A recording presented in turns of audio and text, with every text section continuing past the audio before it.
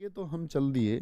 तो यहाँ पर एक नोट बनाना, केंद्रीय हिंदी निदेशालय जो हिंदी विभाग को देखता है, केंद्रीय हिंदी निदेशालय, हिंदी निदेशालय ने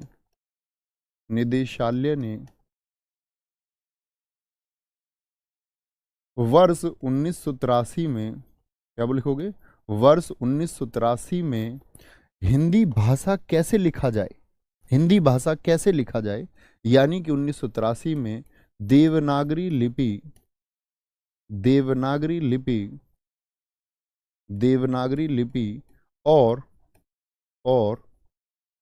हिंदी वर्तनी का मानकीकरण, क्या बोलोगे, हिंदी वर्तनी का, सॉरी, हिंदी वर्तनी का मानकीकरण, हिंदी वर्तनी का मानकीकरण, मानकीकरण जारी कराया। क्या कराया? जारी कराया। ये क्या बात हुई भाई साहब, थोड़ा समझाए। देखो, दरअसल में हम लोग शब्दों को ठीक ही नहीं लिख पाते हैं, शब्दों को हम ठीक ही नहीं लिख पाते हैं। जैसे आप देखोगे कुछ बच्चे, अभी एक बच्चा मैंने कमेंट सेक्शन में देखा, उसने सड़क को ऐसे लिख दिया, एक बच्चे ने सड़क को ऐसे लिख दिया, ऐसे लिख दिया। हम लोग बात करते हैं कि हम बहुत सारे शब्दों को ठीक नहीं लिख पाते हैं। जैसे मैं बात करूं कि ये मुझे बताइए मैंने ठीक लिखा है कि नहीं लिखा है। बहुत सारे बच्चे कहेंगे जी ये ठीक है, मैं बोल दूं बहुत सारे बच्चों से कि मित्र ये बताइए ये ठीक है कि नहीं है, तो हम कहेंगे जी भैया थोड़ा कन्फ्यूजन है। तो जो जानते हैं, और वो कैसे जान पाए, क्योंकि हिंदी की वर्तनी का एक मानकीकरण, जिसके लिए प्रयास 1961 से शुरू हुए थे, समिति गठित की गई, 1962 में रिपोर्ट देती है, 1983 में एक मानकीकरण जारी कराया। ऐसे जारी कराया कि कोई भी गलती ना करे, अगर अक्षर लिखे तो ऐसे लिखे, अन्यथा अक्षर गलत होगा। तो उसको सर्कुलेट करना जरूरी था, उस सूचना को लोगों तक भेजना जरूरी था। तो ये हिंदी निदेशालय ने इसको पब्लिश कराया, प्रिंट कराया और लोगों तक इसको पहुंच पाया, और पहुंचा के ये कहा कि यही शुद्ध रूप है, अक्षरों को लिखने का यही शुद्ध रूप है, पूरा लिखें, आधा लिखें, कैसा लिखें, कैसा ना लिखें। तो वो कौन सा है? वो हिंदी का मानकीकरण जारी कराया, और इसी की वजह से मित्र हम सीख पाएंगे अक्षरों और शब्दों को सही लिखने का तरीका।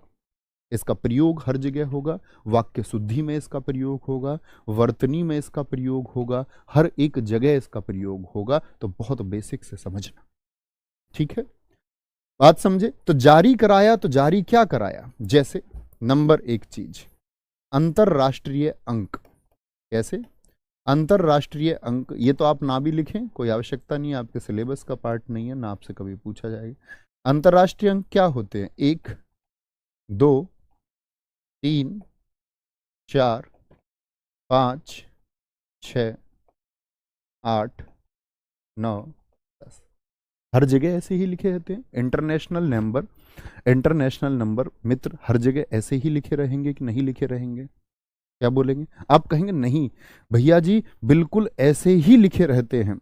लेकिन मैं बात करूं देवनागरी के अंकों की, तो आपने 2 बार नाम सुना बच्चे, देवनागरी। देवनागरी, ये देवनागरी क्या है? अब इस बात को समझे, देवनागरी क्या है।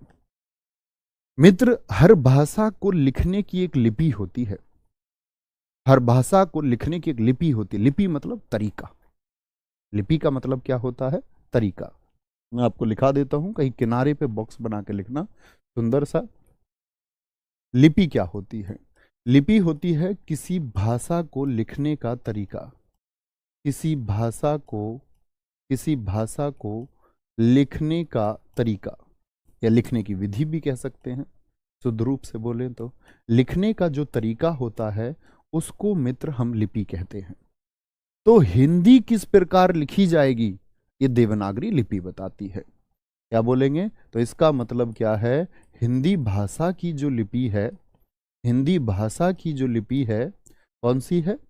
हिंदी भाषा की जो लिपि है वो मित्र देवनागरी है, या जिसको हम नागरी भी कहते हैं, जिसको हम नागरी भी कहते हैं, नागरी भी कहते हैं।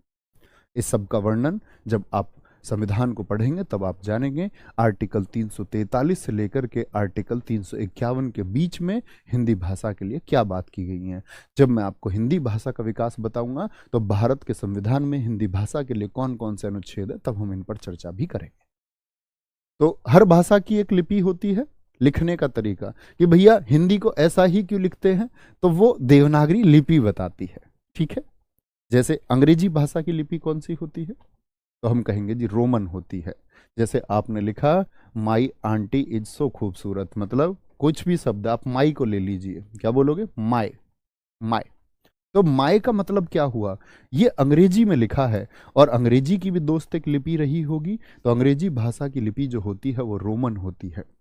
जब आप पंजाबी भाषा को लिखा देखेंगे तो पंजाबी भाषा के लिए गुरुमुखी लिपि का इस्तेमाल होता है। जब आप उर्दू भाषा को देखेंगे तो उसके लिए बच्चे अरबी और फारसी का इस्तेमाल अलग अलग महाद्वीपों में होता है, जिसको हम जानेंगे आपका कहाँ पर, जब हम विदेशज शब्दों को पढ़ेंगे। ठीक है, कि अरबी और फारसी के शब्दों में क्या अंतर होता है और वो क्या होते हैं।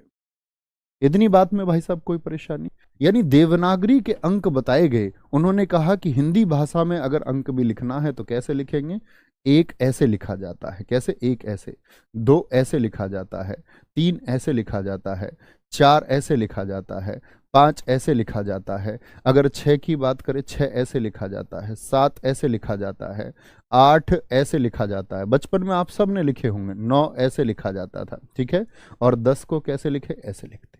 ठीक है, ये हिंदी भाषा में अंकों को लिखना देवनागरी ने बताया कि हिंदी में लिख रहे हैं। इसका मतलब ये कैसे, ये इंटरनेशनल नंबर है, तो इंटरनेशनल नंबर को, अंतर्राष्ट्रीय अंक को हम हिंदी में लिख सकते हैं। हाँ बिल्कुल लिख सकते हो, क्योंकि अंतरराष्ट्रीय है। लेकिन बोले कि हिंदी में लिख सकते हैं तो आप कहेंगे नहीं भैया।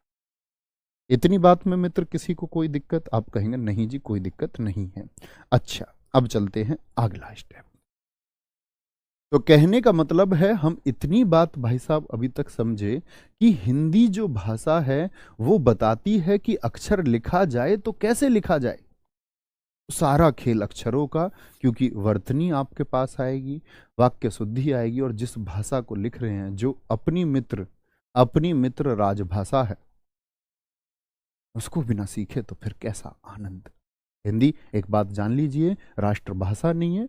हिंदी कैसी है, राजभाषा है, ऑफिशियल लैंग्वेज है, संपर्क भाषा है हिंदी। एक हिंदी दरअसल में 3 तरह की भाषाएं होती हैं। एक राष्ट्रभाषा, जैसे चीन ने अपनी मंदारिन को बना रखा है। हमारे यहाँ कोई राष्ट्रभाषा नहीं है, हमारे यहाँ राजभाषा है हिंदी। तो एक राष्ट्रभाषा हुई, एक राजभाषा हुई, एक राज्य भाषा होती है। जैसे उत्तर प्रदेश की जो बच्चे प्रथम राजभाषा, वो राज्य भाषा है, वो हिंदी है, और द्वितीय उर्दू है। ऐसे ही तो कौन कौन सी होती है, एक राष्ट्रभाषा होती है, नेशनल लैंग्वेज। दूसरी होती है राजभाषा, जिसको हम बोलते हैं आपका क्या, ऑफिशियल लैंग्वेज, जो संपर्क भाषा होती है। तीसरी होती है राज्य भाषा, जिसको हम स्टेट लैंग्वेज कहते हैं।